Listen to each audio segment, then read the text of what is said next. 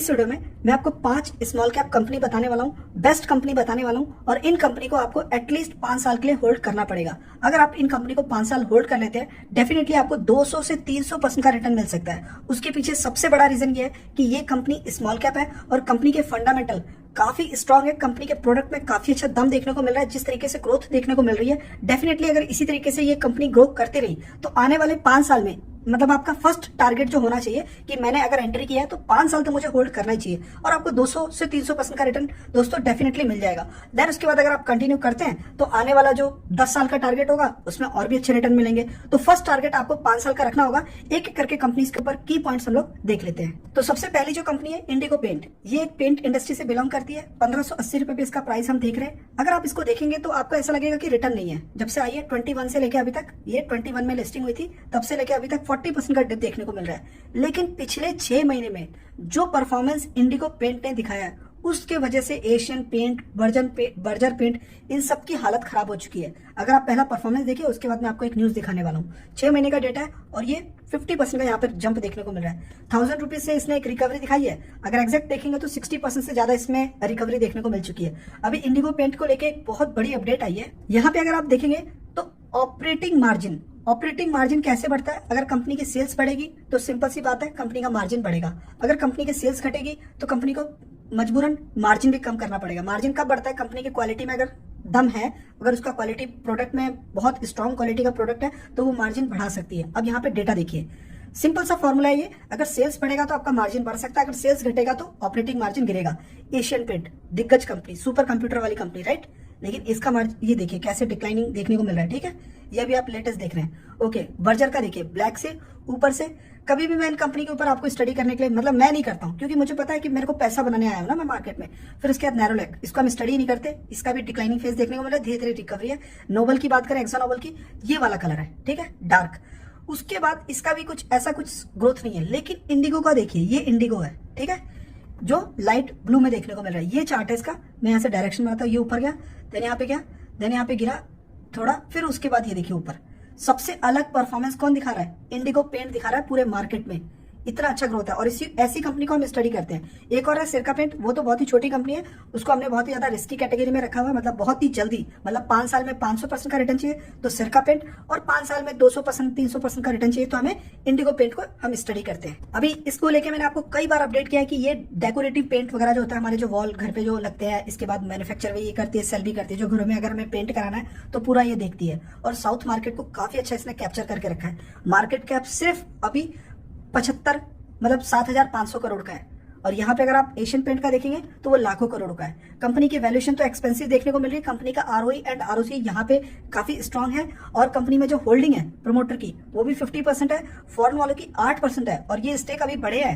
पहले 880 था, अभी 890 हुआ है। डोमेस्टिक की स्टेक 2.5% से 3% देखने को मिल रहा है। पब्लिक की होल्डिंग 34% है, कोई शेयर गिरवी नहीं है। और यहाँ पे एशियन पेंट को निकाल के देखेंगे तो उनके कुछ शेयर्स जो है कंपनी ने गिरवी रखे हुए हैं। तो मैं ये नहीं कह रहा हूँ कि गिरवी वाली कंपनी खराब होती है, मतलब एक बता रहा हूँ, अगर कंपैरिजन भी कर रहे हो तो यहाँ पे गिरवी नहीं है। तो गिरवी को लेके कभी सीरियस मत होना। अच्छी कंपनी, अब एशियन पेंट ने लोगों को बहुत पैसा बना के दिया है। गिरवी इसलिए रखा है कि पैसों की रिक्वायरमेंट होती है तो कंपनी अपने शेयर्स कभी कभी प्लेज रख के पैसा उठाती है। तो ठीक है, प्लेज नहीं है, जो कि एक अच्छी बात है। अगर ये नहीं होता तो एक एडवांटेज होता है कि कंपनी काफी स्ट्रांग है। कंपनी का ऊपर डेट बिल्कुल नहीं है। कंपनी की ग्रोथ बहुत अच्छे तरीके से यहाँ पे ग्रो कर रही है। सेल्स ग्रोथ में देखो तो 20% देखने को मिल रहा है, ठीक है। प्रॉफिट ग्रोथ भी देखो तो 70, 100, 40, 50 पे देखने को मिल रहा है। और यहाँ पे आप अगर देखेंगे तो प्रमोटर की होल्डिंग तो 53-54% है। फॉरेन वाले की होल्डिंग 880 से 890 हुई है और डोमेस्टिक की होल्डिंग थोड़ी रिड्यूस हुई है, लेकिन ठीक है, स्टेक्स है। और पब्लिक की होल्डिंग 34% है।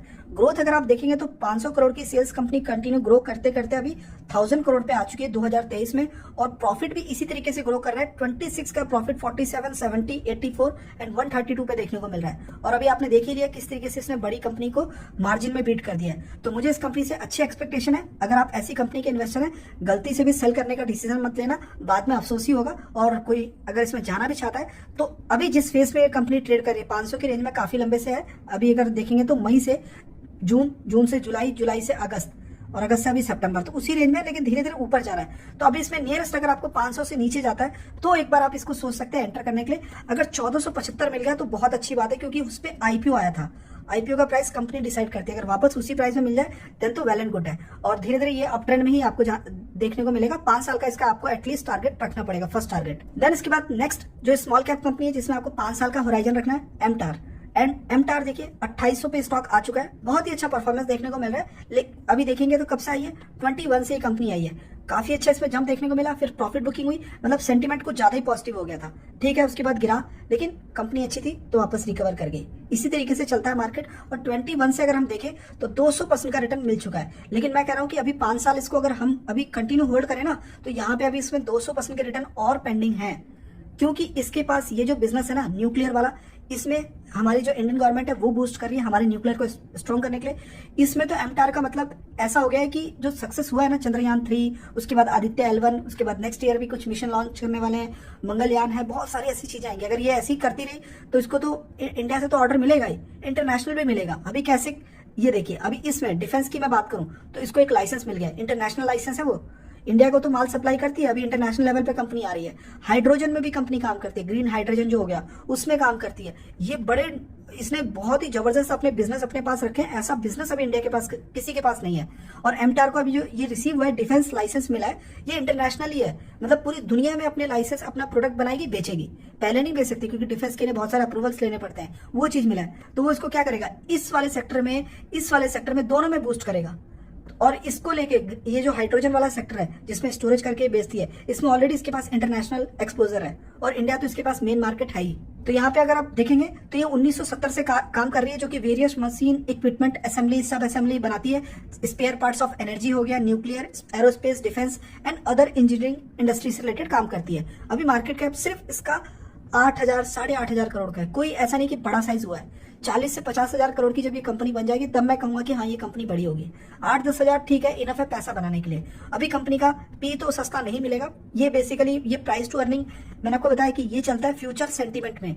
मतलब एक मान लो मैं कह रहा हूँ कि आने वाले टाइम पे कंपनी ग्रो करेगी, तो मैंने आज ही पैसा इसमें डाल दिया, इस वजह से इसके पी जो है आपको एक्सपेंसिव देखने को मिलेगा। आरओई एंड आरओसी काफी अच्छा है यहाँ पे कंपनी का। प्रमोटर होल्डिंग यहाँ पे 39% है, ठीक है, अभी रिड्यूस हुई है। फॉरेन वालों के स्टेक बढ़े हैं, 4.5 हुए। डोमेस्टिक वालों के स्टेक 28%, मतलब पूरे डोमेस्टिक वालों ने पैसा डाल दिया है। पब्लिक की होल्डिंग 28%, कंपनी ने अपने शेयर्स प्लेज भी रखे हैं। अब इसको आप रिस्क मान लो या फिर आप ये मानोगे कि भाई कंपनी ने किसी डिसीजन, मतलब देखो मोरल ऑफ द स्टोरी क्या है, ये क्यों रखा है भाई, कंपनी को पैसा चाहिए, that's why they are pledging their shares ना, ये रीजन ही होता है, और क्या होगा। तो पैसों की वजह से ही करती है, ठीक है, हम इसको एक्सेप्ट कर सकते हैं। हम ऐसा नहीं कह रहे कि हम इसमें 8,000 करोड़ की कंपनी है तो 1 करोड़ रुपए डाल देंगे, ऐसा नहीं चलना है। हमारी इन्वेस्टमेंट वैसी होनी चाहिए जो हम मैनेजेबल कर सके, पैसा डूबेगा नहीं, क्योंकि बिजनेस काफी स्ट्रांग है और कंपनी के ऊपर कर्जा भी नहीं है। क्योंकि बाकी अगर आप पैरामीटर देखोगे ना तो बहुत स्ट्रांग है, मतलब कंपनी ने अगर गिरवी रखी है तो मुझे ये देखने को मिल रहा है कि भाई कंपनी की सेल्स तो गिर नहीं रही है, तो मतलब मेरे पैसे नहीं गिरेंगे, कंपनी की प्रॉफिट तो गिर नहीं रही है, तो मतलब अगर मेरे पैसे लगे तो वो ग्रो करेंगे ही करेंगे। ये सारे पैरामीटर्स मुझे बूस्ट करते हैं कि नहीं ये कंपनी ग्रो करेगी। उसके साथ ही साथ अगर मैं देखूं जो इनके स्टेक गए हैं, तो अगर आप देखेंगे तो फॉरेन वालों के स्टेक आए हैं, डोमेस्टिक वालों के स्टेक आए हैं, एंड पब्लिक में भी हम जैसे आप जैसे के नहीं है, इसमें कुछ इंस्टीट्यूशनल से अगर आप देखेंगे तो जैसे कि यहाँ पे देखिए कौन आया है, प्लूटस वेल्थ मैनेजमेंट, इसने इसमें पैसा लगाया है, बाकी किसी का पैसा नहीं आया। तो ये चीजें मैं देख रहा हूँ कि ओवरऑल ऐसा कुछ नहीं है कि भाई इसमें हमें सारी चीज वीकनेस ही देखने को मिलेगा, प्लेज की वजह से डिसीजन लेना, नहीं, ऐसा नहीं चलना है। सेंटीमेंट काफी अच्छा है इस कंपनी को लेके, काम अच्छा कर रही है, और कंपनी के फाइनेंशियल रिकॉर्ड अगर आप देखेंगे जो ग्रोथ, वो भी काफी स्ट्रांग है। 200 से 574 करोड़ की कंपनी की सेल्स ग्रो कर चुकी है, और सेल्स कंटिन्यू ग्रो कर रही है। कहीं ऐसा देखने को नहीं मिल रहा है आपको, किसी भी ईयर में ऐसा नहीं मिलेगा कि सेल्स गिरी है। और प्रॉफिट भी कुछ इसी तरीके से है, 40, ये कोविड है, मतलब वहां पे भी अच्छा मेंटेन किया है, 46, 60 एंड 103, एंड यहाँ से देख सकते हैं आप कितना अच्छा यहाँ पे ग्रोथ देखने को मिल रहा है। तो कंपनी के सारी चीजें मुझे सही नजर आ रही है। जरूर इस कंपनी को कंटिन्यू करना है, अगर आपको रिटर्न मिल रहा है बहुत अच्छी बात है। 5 साल का टारगेट रखिए, और उसके बाद देखिए आपके जो रिटर्न का जो आपका टारगेट होगा वो डेफिनेटली कंपनी हिट कर देगी। मेरा इससे और 200% का एक्सपेक्टेशन है नेक्स्ट 5 ईयर में। देन इसके बाद नेक्स्ट है होम फर्स्ट फाइनेंस। अभी देखिए दोस्तों, इसको लेके आपको पहले एक मैं अपडेट दे दूं। अभी क्या हुआ है कि आरबीआई ने रेट हाइक किया, उसकी वजह से क्या हुआ कि अब जैसे मान लीजिए मुझे घर बनाना है तो मैं लोन लेने गया बैंक में, अरे भाई कितना इंटरेस्ट रेट दे रहे हो, अभी हम लोग दे रहे हैं 12%। ओ, आप लोग तो पहले 8% पे दे रहे थे, 12% पे मैं होम लोन क्यों लूं। ये लोगों का सेंटीमेंट है, ठीक है, मतलब रियल पिक्चर ये है। जब आप थोड़ा न्यूज में सर्च करोगे तो ये देखने को मिलेगा। लेकिन होम फर्स्ट के बारे में कुछ और ही चीज देखने को मिल रही है। अभी मार्केट में अगर आप देखोगे तो मार्केट में अभी भी despite rate hike home loan demand पे देखने को मिल रहा है अप में 30 से 50 लाख तक का अगर किसी को घर बनवाना है तो वो लोन लेने के लिए तैयार है। 50 से 50 लाख तक, मतलब 50 से 75 लाख तक के सेगमेंट में अगर हम बात करें तो इसमें डिमांड देखने को मिल रही है। एंड आपको पता है होम फर्स्ट फाइनेंस में ग्रोथ नहीं मिला है। क्यों? अभी इन्वेस्टर है, अभी वही मैं कह रहा हूँ, इन्वेस्टर मार्केट में ये स्टडी कर रहा है यार आरबीआई ने रेट हाइक किया है तो लोन डिमांड कम हो जाएगी। एंड इसी वजह से पिछले 1 साल में इस कंपनी में रिटर्न नहीं मिला है।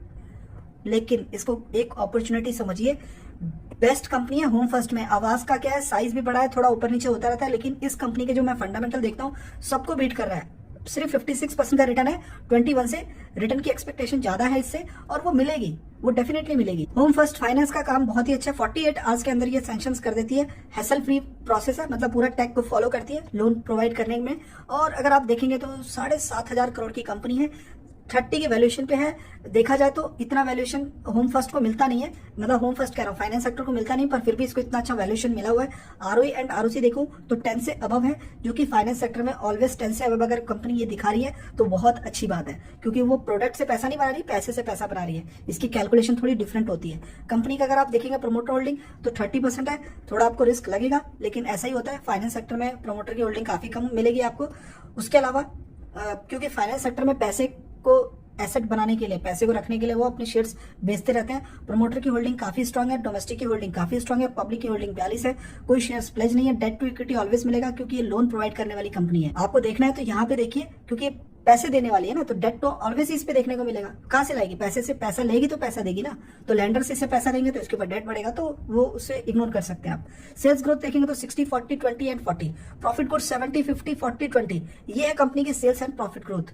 और कंपनी में होल्डिंग अगर आप देखेंगे तो प्रमोटर की 30% है। ठीक है, आई एग्री कि यहाँ पे प्रमोटर ने अपने शेयर्स कम किए हैं, तो आप इसको एज अ रिस्क भी मान सकते हैं, लेकिन दूसरी तरफ इसको अपॉर्चुनिटी भी मान सकते हैं कि इनके प्रमोटर ने किसी बड़े इन्वेस्टर को अपनी कंपनी के बारे में बताया, तो जिन्होंने 15 से 17 किया है, बड़े इंस्टीट्यूशंस को बताया जिन्होंने 8 से 10 किया है। पब्लिक में देखा जाए तो पब्लिक से पैसा थोड़ा निकला ही है। तो ओवरऑल ये डेटा थोड़ा समझने वाली बात है कि आप इसको किस तरीके से ट्रीट करते हैं। मैं इसको लेके कोई ऐसा नहीं मानता हूँ कि प्रमोटर अगर यहाँ पे कम हो रहे हैं तो कंपनी बंद होने के कगार पे या रिस्की है, ऐसा कुछ नहीं है। यहाँ पे इस कंपनी को वीक बनने के लिए सेल्स में गिरावट दिखानी पड़ेगी, जो चीज यहाँ पे देखने को नहीं मिल रही है। 240, 400, 486, 582, 773 ये कंपनी की सेल्स है।